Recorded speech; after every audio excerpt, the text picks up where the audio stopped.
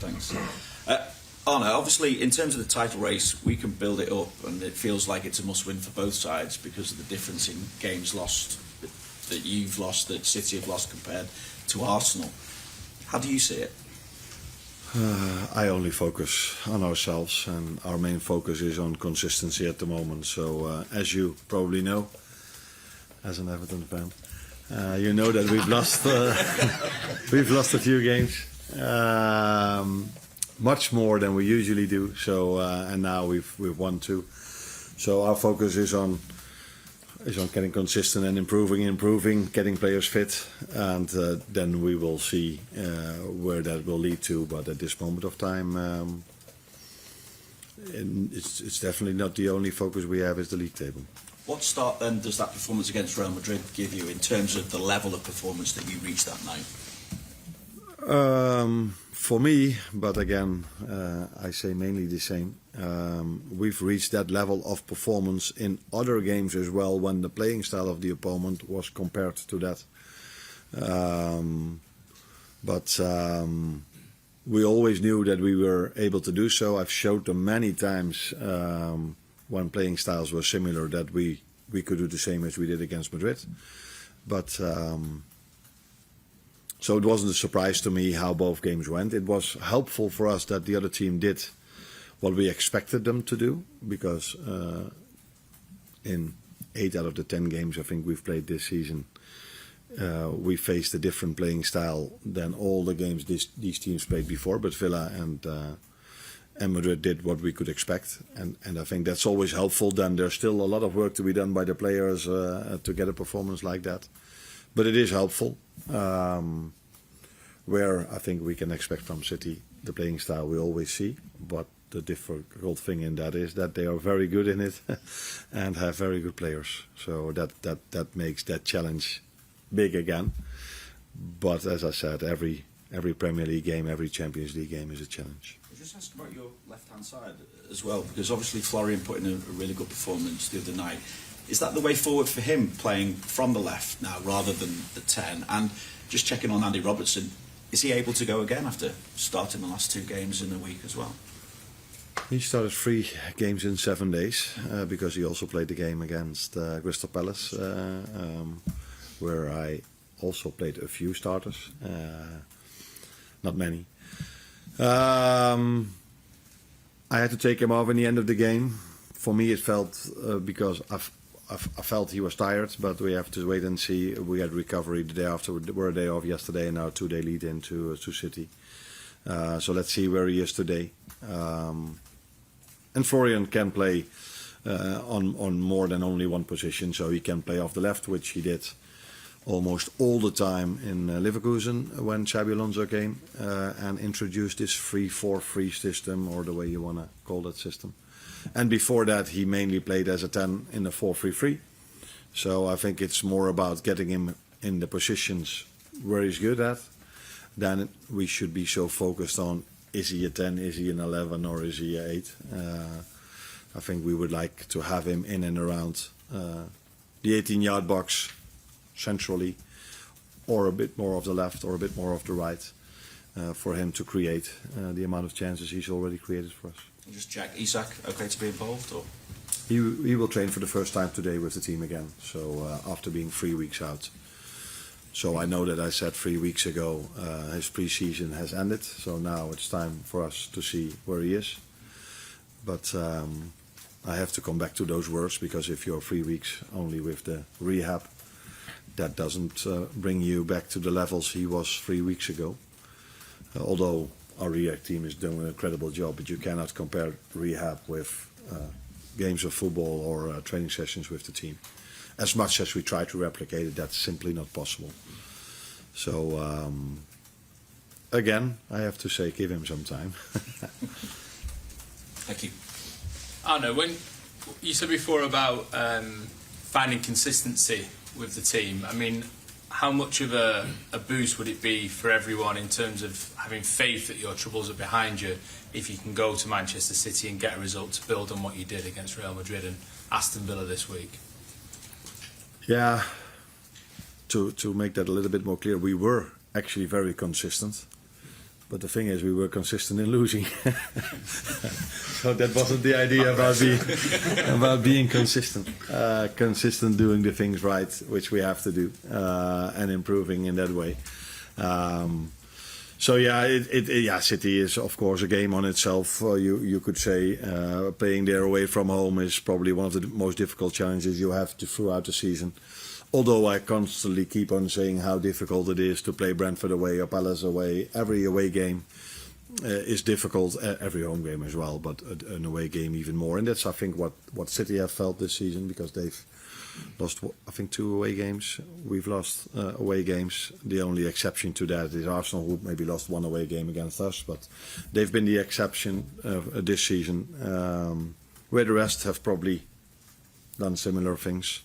And so yeah, very interesting game to look forward to, because when I wasn't working here and when I was in Holland, I did know when City Liverpool was, or where Liverpool City was, and I could tell you I was 100% sure in front of my television when this game was there.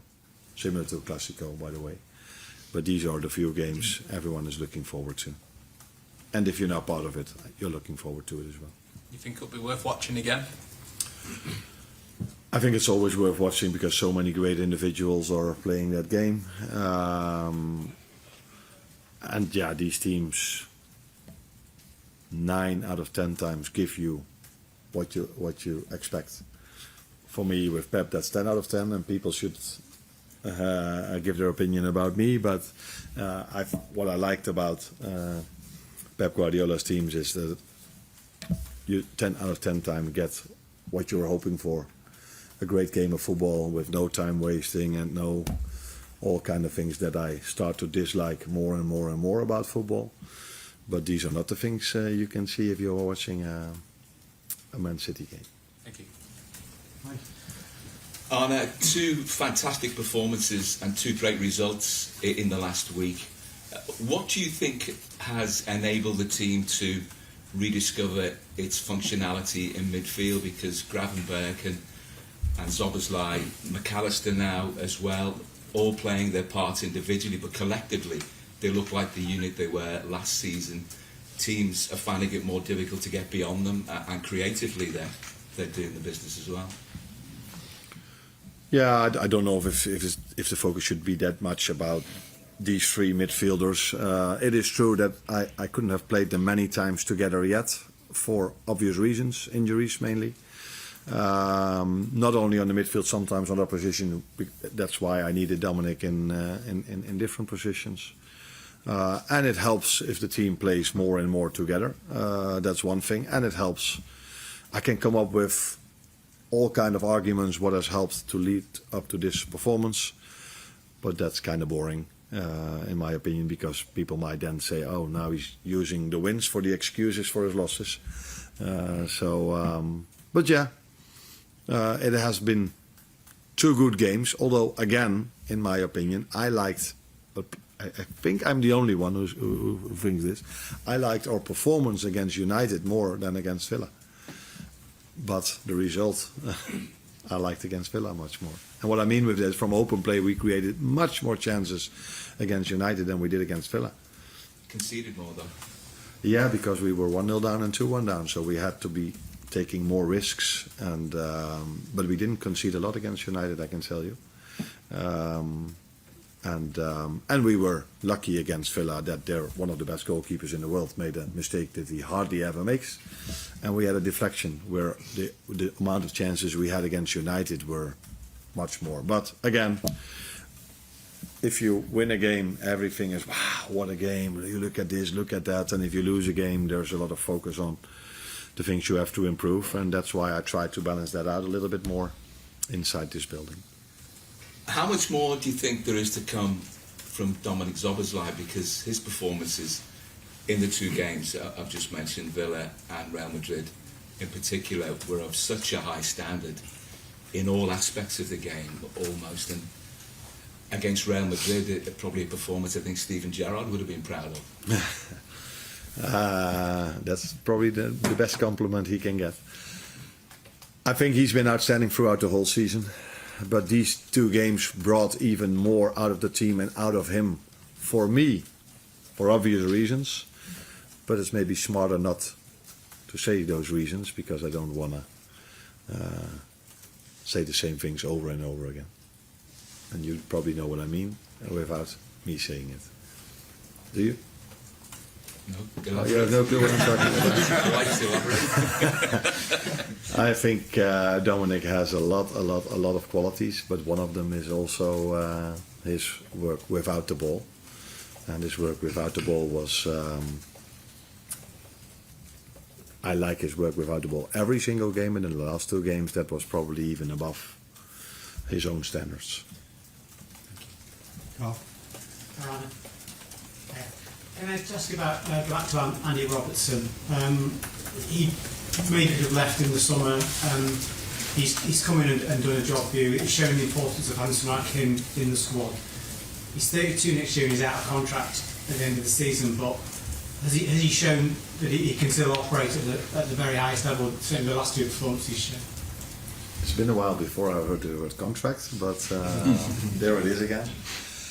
He's done really well in the last 3 games because he played 3 games in 7 days. Although I took him off against Palace after 65 minutes. So I was very pleased to see that he was able to play almost 90 in his last game because it's hard for players to play 3 games in 7 days. 8 days or 9 days is already a big difference compared to 7 days. But he's done well as the team did, and I think. The best way, or not the best way, but it's so helpful for every individual if the team plays at its best, and that's, I think, what we did in the last 2 games.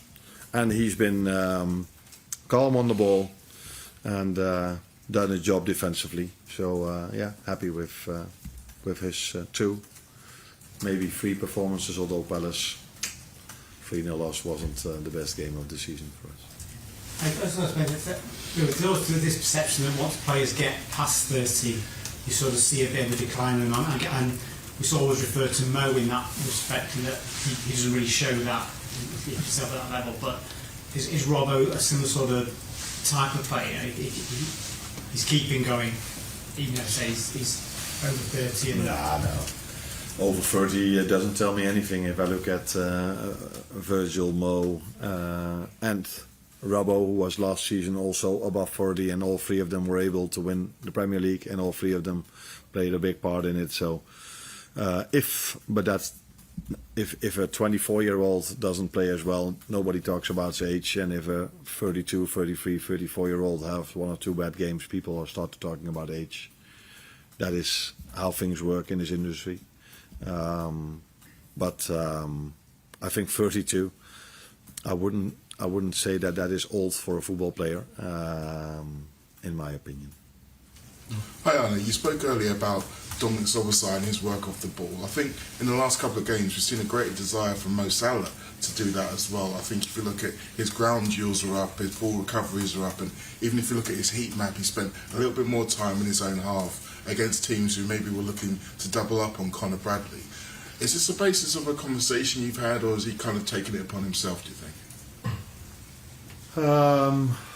I like what you are saying, because I've noticed this as well, and this is something what helped the team a lot, because the main focus is always on players that score a lot of goals, is always on goal scoring. But it's not for the first time. I think after the last time we played City in our away game, I think even Pep Guardiola said something about that. So yeah. It's very important for us to have Mo scoring goals, but it's also very important for us to have Mo like he played against City last season, where he also scored a goal and assisted, and helped the team out a lot in his defensive work, and that's what he also did, like you said, in recent games. Hi Arne, can I just ask on Alisson and Jeremy Frimpong, how's their recovery coming, and are you expecting them back after the international break? Alisson for sure, and I expect Jeremy back after the international break as well, because we play from November till March. So, but I don't expect Jeremy to be fully fit for Forest. But with Alisson we expect this. Yeah. And you've scored 4 set pieces in the Champions League, conceded 5 in the Premier League. What do you think are the big differences? Is it the physicality in domestically compared to Europe, and how do you go about changing that? No, there is a difference. The difference is that in the Premier League much more is allowed than in Europe. But that has nothing to do with us scoring goals in Europe and not in the Premier League, by the way. But if you ask me, is there a difference? Yeah, there is a difference. I think the physicality in the Premier League is different. You see bigger players, older players. You can see this during the game, but also in the set pieces. There's no other league in the world where there's so much emphasis on set pieces, I think. So every throw in, every ball, 50, 60, 70 yards away from the opposite goal is brought in. And then if you ask me what is the difference for us, for me it's been being unlucky in the Premier League and maybe being a bit more lucky in the Champions League, because I can show you the same chances that we've created in the Premier League that we then just missed, where this led to goals in the Champions League. But I don't know if you say this, but I can say this: if we would have had the same set piece balance in the Premier League as we had in the Champions League, we wouldn't have been 7 points behind Arsenal at the moment. So yeah, conceding 5 and not scoring 1, unless you want to see the one from Dominic Szoboszlai, which is a set piece, but for me it's more throw-ins, corner kicks. If we go back to what we can expect, how we perform, that will always definitely help us in winning more games in the